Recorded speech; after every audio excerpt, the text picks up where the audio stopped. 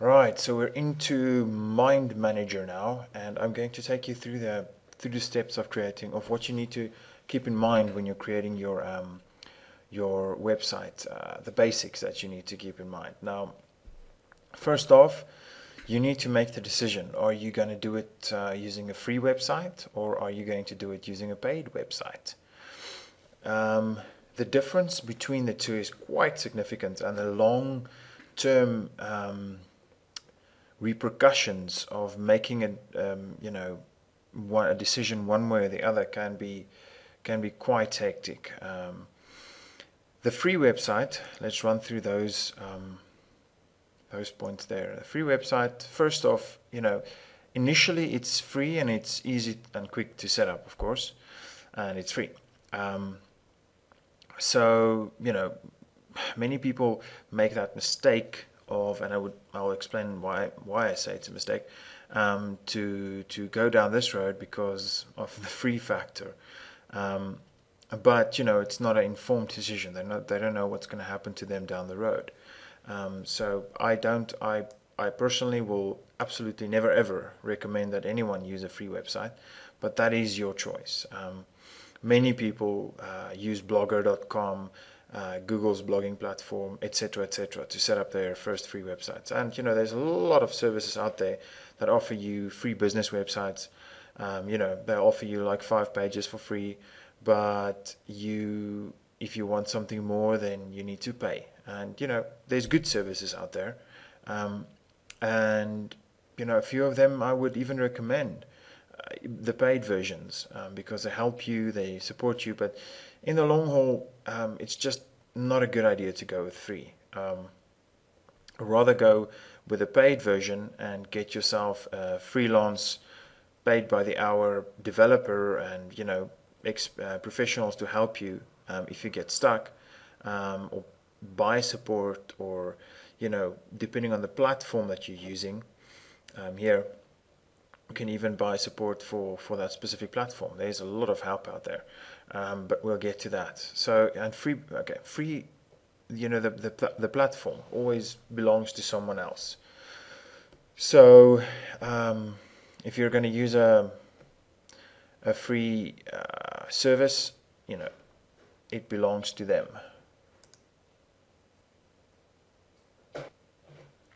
And free is hosted out of your control, of course, because the website is hosted elsewhere.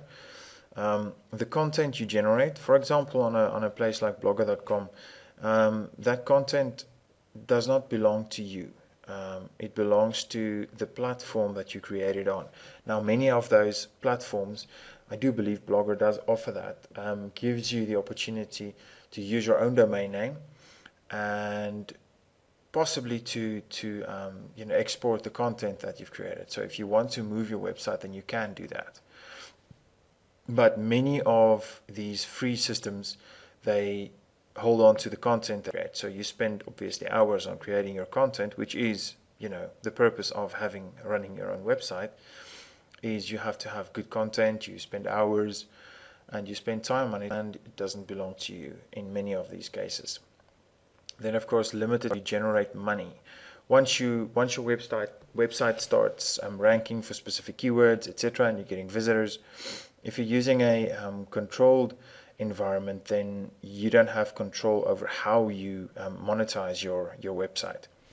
So that's a big one, and that's a long-term one. That's one of those long-term ones that people get schnaffled with when their website just starts running and they're starting to get some good visitors, and now they want to start monetizing the site a little bit, and they run into those limitations. Then, of course, you have little control over the look and feel of your website. If many of these free sites offer you different themes, and you can change your theme, but if you want to, for example, do a professional design and change your website so that it fits the direction that you're taking it. For example, you're running a small business website and you want to make it look like your company, then that's that control you just don't have. So that limits you as well. Now, rather, like I say, if you go with a paid website, the initial cost is so small. If you, for example, look at a domain name cost is what's going to be about $10 for your domain name, for a .com domain name, which I would in any case recommend you buy yourself a domain name, even if you're using a free website. You can redirect your domain name to that website.